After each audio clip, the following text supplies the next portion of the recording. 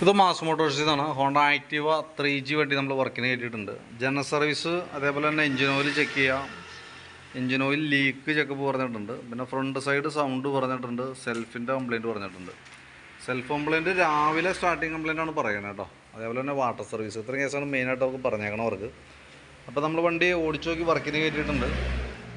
നമുക്ക് വണ്ടി ഓടിച്ചു നോക്കുന്ന സമയത്ത് ബ്രേക്ക് ക്ലിയർ ആയിട്ട് കിട്ടുന്നില്ല. അപ്പോൾ ഈ ലെഫ്റ്റ് സൈഡ് ബ്രേക്ക് ക്ലിയർ ആയിട്ടല്ല വർക്ക് ചെയ്യണേ. അതാണ് നമുക്ക് മെയിനായിട്ട് തോന്നിയ കംപ്ലയിൻറ്റ്. അപ്പോൾ സ്റ്റാർട്ടിങ്ങുമായി ബന്ധപ്പെട്ട് നമ്മൾ ചെക്ക് ചെയ്യുമ്പോൾ സെൽഫിൻ്റെ അങ്ങനെ പ്രശ്നങ്ങളൊന്നും പ്രത്യക്ഷത്തിൽ നമ്മൾ നോക്കുമ്പോൾ കിട്ടിയിട്ടുണ്ടായില്ല. പിന്നെ നമ്മൾ വണ്ടി ഓടിച്ചു നോക്കി വർക്കിന് കയറ്റി. എൻ്റെ ജനറൽ സർവീസിനോടനുബന്ധിച്ച് ബാക്ക് സൈഡിൽ നിന്ന് നമുക്ക് എൻ്റെ എയർ ഫിൽറ്റർ, ക്ലച്ച് സൈഡൊക്കെ നമ്മൾ ചെക്ക് ചെയ്യുന്നതാണ്. അപ്പോൾ നമ്മൾ എയർ ഫിൽറ്റർ കഴിച്ച് നോക്കുമ്പോൾ കുറച്ച് പൊടിയൊക്കെ ഉണ്ട്. കമ്പനി ഫിൽറ്ററാണ്, ഹോണ്ടയുടെ ഒറിജിനൽ ഫിൽറ്റർ തന്നെയാണ്. അപ്പോൾ തൽക്കാലം നമുക്കതൊന്ന് തുടച്ച് ക്ലീൻ ചെയ്ത് റീസെറ്റ് ചെയ്തെടുക്കാം. പിന്നെ ക്ലച്ച് ഭാഗം നമ്മൾ അഴിച്ച് ചെക്ക് ചെയ്യുന്നുണ്ട്. ക്ലച്ച് ഭാഗം നമ്മൾ അഴിച്ച് നോക്കുമ്പോൾ അതിനകത്ത് ബെൽറ്റിൻ്റെ കണ്ടീഷൻ കാര്യങ്ങളൊക്കെ നോക്കേണ്ടതായിട്ടുണ്ട്. അതേപോലെ തന്നെ വേരിയേറ്റർ ബോഡി, ബോസ് ഡ്രൈവ്, ഇതെല്ലാം നമ്മൾ ഡീറ്റെയിൽ ആയിട്ട് ചെക്ക് ചെയ്ത് വിടണം. അപ്പോൾ ബെൽറ്റ് നമ്മൾ നോക്കുന്ന സമയത്ത് ഇവിടെ ഓൾറെഡി പൊട്ടൽ തുടങ്ങിയിട്ടുണ്ട്, നല്ല രീതിയിൽ പൊട്ടി തുടങ്ങിയിട്ടുണ്ട്. കമ്പനി ബെൽറ്റ് കിടക്കണേ, ഹോണ്ടയുടെ ഒറിജിനൽ ബെൽറ്റ് തന്നെയാണ്. പക്ഷേ ഈ സൈഡൊക്കെ നല്ല രീതിയിൽ തന്നെ പൊട്ടൽ വന്നിട്ടുണ്ട് കേട്ടോ. അപ്പോൾ അത് കൈയോടെ മാറ്റി കളയാം. കാരണം എന്തായാലും നമുക്ക് നെക്സ്റ്റ് അടുത്ത സർവീസ് വരെ ചിലപ്പോൾ കിടന്ന് ഓടാൻ സാധ്യതയില്ല. അതിനിടയിൽ ചിലപ്പോൾ ഒരു പക്ഷേ പൊട്ടിപ്പോകാൻ സാധ്യതയുണ്ട്. അപ്പോൾ അതുകൊണ്ട് തന്നെ നമുക്കതൊന്ന് മാറ്റിയിടുന്നത് നല്ലതാണ് കേട്ടോ. പിന്നെ അതേപോലെ തന്നെ വേരിയേറ്റർ ബോഡി, ബോസ് ഡ്രൈവ് കാര്യങ്ങളൊക്കെ നമ്മളൊന്ന് ചെക്ക് ചെയ്ത് വിടുന്നുണ്ട്. നിലവിൽ വേറെ കംപ്ലയിൻ്റ് ഒന്നുമില്ല. പീസെറ്റ് സ്ലൈഡിൻ്റെ ഭാഗവും നമ്മൾ ചെക്ക് ചെയ്ത് നിലവിൽ കംപ്ലയിൻ്റ് ഒന്നുമില്ല. അപ്പോൾ ഈ യൂണിറ്റ് നിലവിൽ ഓക്കെയാണ്, വേറെ പ്രശ്നങ്ങളൊന്നുമില്ല. ബെൻഡെക്സിൻ്റെ ഭാഗം നമ്മൾ നോക്കുമ്പോൾ ബെൻഡെക്സ് വർക്കിംഗ് ചില സമയങ്ങളിൽ ടൈറ്റ് വരുന്നുണ്ട്. ഇപ്പോൾ നിലവിൽ ഫസ്റ്റ് ഇങ്ങനെ സ്റ്റക്കായ അവസ്ഥയിൽ നിന്നായിരുന്നേ. അപ്പോൾ ചെറിയൊരു കംപ്ലയിൻറ്റ് കാണിക്കുന്നത് നമുക്ക് സെൽഫിൻ്റെ ഒരു പ്രോബ്ലം വരാൻ സാധ്യതയുള്ളത് ഈ ബെൻഡെക്സുമായി ബന്ധപ്പെട്ടാണ്. പ്രത്യക്ഷത്തിൽ നമുക്ക് കാണുന്നത് അതായിട്ടാണ് നമുക്ക് ഫീൽ ചെയ്യണേ. കാരണം ഇപ്പോൾ കംപ്ലയിൻറ്റ്സ് കൃത്യമായിട്ട് നമുക്ക് ചെക്ക് ചെയ്യുന്ന സമയത്ത് കിട്ടിയാലാണ് നമുക്കത് എന്തിൻ്റെ ആണെന്നുള്ള കേസ് നോക്കിയിട്ട് പറയാനായിട്ട് പറ്റുള്ളൂ. അപ്പോൾ ഒന്നുപോലെ നമുക്കത് മാറ്റിയിടാം. അതല്ലെങ്കിൽ തൽക്കാലം നമുക്ക് ചെറിയൊരു ടൈറ്റാണ് കാണിക്കണേ, ഒന്ന് ലൂബ്രിക്കേറ്റ് ചെയ്ത് കയറ്റിയിടാം. കാരണം അത് മാറ്റണമെന്നുണ്ടെങ്കിൽ ഏകദേശം നമുക്ക് ഒരു 1000-1500 രൂപ നമുക്ക് ഈ ഒരു യൂണിറ്റിന് മാത്രം ചിലവുണ്ട്. അപ്പോൾ നമുക്ക് തൽക്കാലം വേണമെങ്കിൽ അങ്ങനെ ലൂബ്രിക്കേറ്റ് ചെയ്തിട്ട് ഇട്ട് നോക്കാം. കൂടുതൽ കംപ്ലയിൻറ്റ് കാണിക്കുകയാണെന്നുണ്ടെങ്കിൽ അഴിച്ചു മാറ്റിയാലും മതി. ഇതിൻ്റെ ബെൻഡെക്സിൻ്റെ പ്രോബ്ലം ആയിട്ട് വരണമെന്നുണ്ടെങ്കിൽ സെൽഫ് കംപ്ലയിൻറ്റ് കാണിക്കുമ്പോൾ നമുക്ക് അതിൻ്റെ ലക്ഷണം കാണിക്കുന്നതായിരിക്കും. നമ്മൾ സെൽഫ് അടിക്കുന്ന സമയത്ത് ഒരു സ്റ്റക്കായ പോലെ നിൽക്കും. അത് കഴിഞ്ഞ് നമ്മൾ സ്വിച്ച് മേന്ന് റിലീസ് ചെയ്ത് വീണ്ടും അടിച്ച വണ്ടി അപ്പോൾ തന്നെ സ്റ്റാർട്ടാവും. അങ്ങനെ ആയിരിക്കാം ഒരു പക്ഷേ കാണിക്കുന്നത്. അപ്പോൾ ഒന്ന് ഡീറ്റെയിൽ ആയിട്ട് നോക്കിയിട്ട് മതി മാറ്റലേ. കാരണം എന്താ വെച്ചാൽ അതല്ലാന്നുണ്ടെങ്കിൽ നമുക്ക് ഏകദേശം ഇത്രയും വിലയുള്ളത് കൊണ്ടാണ് ഞാൻ പറഞ്ഞേട്ടോ അങ്ങനെ ഒരു സജഷൻ പറഞ്ഞതിൻ്റെ കാരണം 1000-1500 രൂപ നമുക്ക് ചിലവുണ്ട്. കമ്പനി ഐറ്റം വരും കേട്ടോ. പിന്നെ നമുക്ക് അതിൻ്റെ ക്ലച്ച് ഇതിനകത്ത് കിക്കർ വീലൊക്കെ ഒന്ന് അഴിച്ച് ഗ്രീസ് ചെയ്ത് റീസെറ്റ് ചെയ്യാനുണ്ട്. ക്ലച്ച് ഡ്രം സെറ്റൊക്കെ നമ്മൾ നോക്കുമ്പോൾ ഡ്രമ്മൊക്കെ കുറച്ചും പോളിഷ് ചെയ്ത് ഇട്ടിട്ടുണ്ട്. ഈ ക്ലച്ച് ഷൂ നോക്കുമ്പോൾ ഈ വന്ന യൂണിറ്റ് ഇതുമ്പോൾ കിടക്കുന്നത് ഡ്യൂപ്ലിക്കേറ്റ് ആണ് കേട്ടോ. അപ്പോൾ നമ്മളിപ്പോൾ വണ്ടി എടുക്കുന്ന സമയത്ത് മൊത്തത്തിലൊരു ജർക്കിങ്, ഒരു കുടച്ചിലൊക്കെ ഉണ്ട്. അത് ഈ ക്ലച്ചുമായി ബന്ധപ്പെട്ട ക്ലച്ച് ഷൂ ഡ്രമ്മിൽ ക്ലിയറായിട്ട് പിടിക്കാത്തതിൻ്റെ റീസണാണ് ആ കംപ്ലയിൻറ്റ് കാണിക്കണേ. അത് നമുക്ക് ക്ലച്ച് ഷൂ മാറ്റിയാലാണത് റെഡി ആവുള്ളൂ. ഏകദേശം 1000 ചില്ലാൻ രൂപയൊക്കെ നമുക്ക് കോസ്റ്റ് തന്നെയാണ്. അപ്പോൾ തൽക്കാലം ഞാൻ അതൊന്നും കൂടി ഒന്ന് ക്ലീൻ ചെയ്ത് ഇട്ട് തരാം.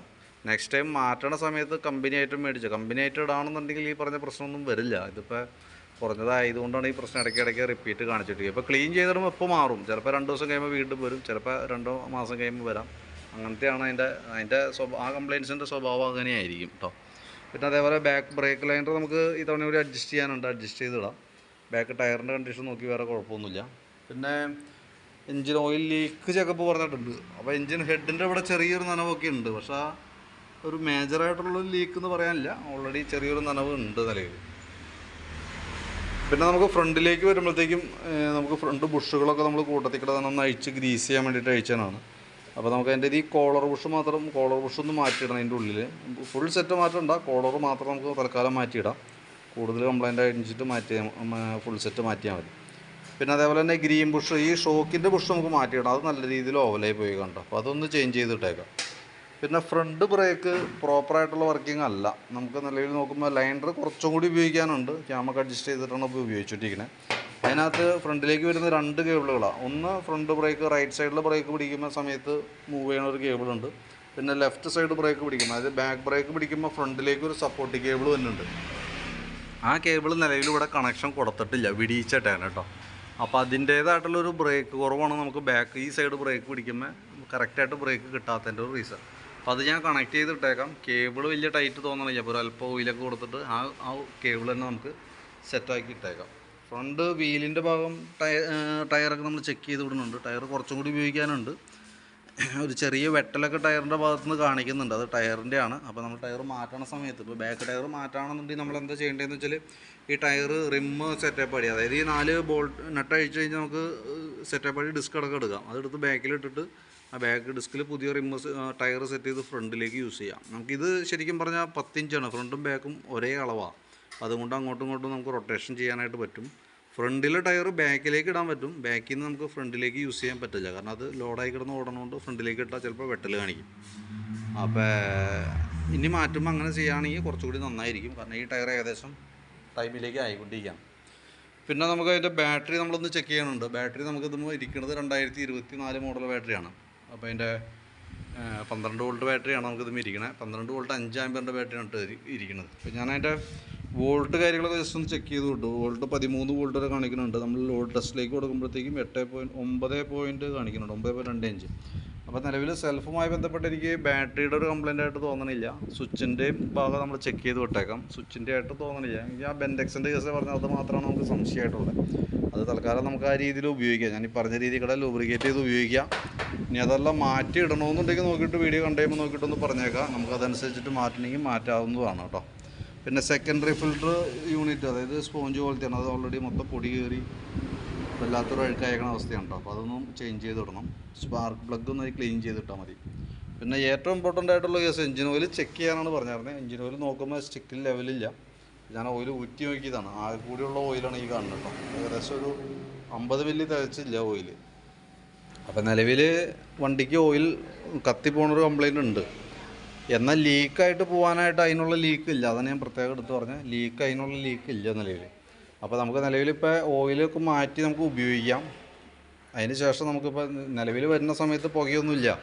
കാരണം എന്താ, പുക വരണമെന്നുണ്ടെങ്കിൽ ഓയിൽ കയറി കത്തണം. ഓയിൽ കത്തണമെന്നുണ്ടെങ്കിൽ എഞ്ചിനിൽ ഓയിലില്ല. അതാണ് സിറ്റുവേഷനിൽ ഇപ്പോൾ വരുമ്പോൾ. നമ്മൾ ഓയിൽ ഫില്ല് ചെയ്ത് കഴിഞ്ഞാൽ ഒരു പക്ഷേ നമുക്ക് പുകയുടെ പ്രശ്നം കാണിക്കാം. സൈലൻസറിൽ നിന്ന് നല്ല രീതിയിൽ പുക വരാം. അങ്ങനെ വന്നു കഴിഞ്ഞാൽ സ്വാഭാവികമായിട്ടും സിലിണ്ടർ ഹെഡിനകത്താണ് അതിൻ്റെ കംപ്ലയിൻറ്റ്. ഇപ്പോൾ പുക വന്നാലും വന്നില്ലെങ്കിലും സിലിണ്ടറിനും പിസ്റ്റണിനും ഡാമേജ് വന്നിട്ടുണ്ട്. കാരണം അത്രയും ലെവൽ കുറഞ്ഞു കൂടുമ്പോൾ ഉറപ്പായിട്ട് സ്ക്രാച്ചസ് ഉണ്ടാവും. അതിൻ്റെ ഉള്ളിൽ കൂടെ ഇന്നല്ലെങ്കിൽ നാളെ ഉറപ്പായിട്ട് ഓയിൽ കയറി കത്തും. നമ്മുടെ എഞ്ചിൻ ഹെഡിൻ്റെ ഭാഗം നമുക്ക് അഴിക്കേണ്ടതായിട്ട് വരും. അത് റിപ്പയർ ചെയ്യേണ്ടതായിട്ടും വരും കേട്ടോ. ചിലപ്പോൾ കുറച്ച് വൈകും, അങ്ങോട്ടും ഇങ്ങോട്ടൊക്കെ വൈകിയേക്കാം, അത്രേ ഉള്ളൂ. എന്തായാലും അതിൻ്റെ ഫൈനലിൽ നമ്മളത് ചെയ്തേ പറ്റുള്ളൂ. അപ്പോൾ തൽക്കാലം നമുക്ക് ബാക്കിയത്തെ നമ്മളിപ്പോൾ അത്യാവശ്യം ചെയ്യുന്ന വർക്കിൻ്റെ ഒരു എസ്റ്റിമേറ്റ് നോക്കിയിട്ട് അതിൻ്റെ ഡീറ്റെയിൽസ് വാട്സാപ്പിലേക്ക് ഇടാം. നോക്കിയിട്ടൊന്ന് റിപ്ലൈ ഇട്ടേക്കാം. പിന്നെ കാർബറേറ്ററുമായി ബന്ധപ്പെട്ടൊരു കംപ്ലയിൻ്റ് ഒന്നും നമുക്ക് ഫീൽ ചെയ്യണില്ല. അതായത് കാർബറേറ്ററിൻ്റെ ജനറൽ സർവീസിൽ കാർബറേറ്റർ ക്ലീനിങ് വരുന്നില്ല. നമ്മളത് അഡീഷണൽ ചെയ്യേണ്ടി വന്നാൽ തന്നെ അഡീഷണൽ പേയ്മെൻറ്റ് കൊടുത്ത് ചെയ്യേണ്ട വർക്കാണ്. അപ്പോൾ നിലവിൽ നമുക്ക് പെട്രോളോ ഓവർഫ്ലോൻ്റെ കംപ്ലയിൻറ്റോ മിസ്സിങ്ങോ റണ്ണിങ്ങിലോ ഓഫായി പോകണം അങ്ങനത്തെ പ്രശ്നങ്ങളൊന്നും കംപ്ലയിൻ്റ് ആയിട്ട് പറഞ്ഞിട്ടുമില്ല. നമ്മൾ ചെക്ക് ചെയ്ത് നോക്കുന്ന സമയത്ത് നമുക്ക് അങ്ങനത്തെ കംപ്ലയിൻറ്റ് കിട്ടിയിട്ടില്ല. അപ്പോൾ അതുകൊണ്ട് നമ്മൾ കാർബറേറ്റർ അഴിക്കുന്നില്ല. അഴിക്കുമ്പോഴത്തേക്ക് ഞാനീ പറഞ്ഞ പോലെ നമുക്ക് അതിന് ക്ലീനർ എടുക്കേണ്ടതായിട്ട് വരും. സ്ലോ ജെറ്റുകൾ എന്തെങ്കിലും ഉണ്ടെങ്കിൽ അത് മാറ്റേണ്ടതായിട്ട് വരും. പിന്നെ അഴിച്ച് ചെയ്യുമ്പോൾ അതിൻ്റെ ലേബർ ചാർജ് കാര്യങ്ങൾ വരും. അപ്പോൾ അതൊക്കെ അഡീഷണൽ ആയിട്ട് വന്ന വർക്കാണ്. പ്രത്യക്ഷത്തിൽ അങ്ങനെ ഒരു പ്രോബ്ലം ഇല്ലാത്തതുകൊണ്ടാണ് നമ്മളത് തൽക്കാലം ഒഴിവാക്കിയിട്ടേക്കണം. അപ്പോൾ ഡീറ്റെയിൽ ആയിട്ടുള്ള എസ്റ്റിമേറ്റ് ഞാൻ വാട്സാപ്പിനകത്തേക്ക് ഇട്ടേക്കാം. വീഡിയോ കണ്ടതിന് ശേഷം നോക്കിയിട്ട് വാട്സാപ്പിൽ തന്നെ ഒന്ന് റിപ്ലൈ ഇട്ടേക്കാം. അപ്പോൾ നമ്മളതനുസരിച്ച് നമുക്ക് വർക്ക് കംപ്ലീറ്റ് ചെയ്യാം. എന്തായാലും നമുക്കൊരു 5:30-6 മണി, ഏകദേശം ഒരു 6 മണി 6:30 ആയിട്ട് വന്നാൽ മതി. കാരണം ഞാൻ അപ്പോഴത്തേക്കാണ് വർക്ക് കംപ്ലീറ്റ് ആവുള്ളൂ കേട്ടോ. ഞാൻ കംപ്ലീറ്റ് ആയിക്കുമ്പോൾ എന്തെങ്കിലും കോൺടാക്ട് ചെയ്തോളാം കേട്ടോ. വീഡിയോ കണ്ടതിന് ശേഷം നോക്കിയിട്ടൊന്ന് റിപ്ലൈ ഇട്ടേക്കണേ. അതനുസരിച്ചിട്ട് വേണം നമുക്കത് വർക്ക് ക്ലോസ് ചെയ്യാനായിട്ട്.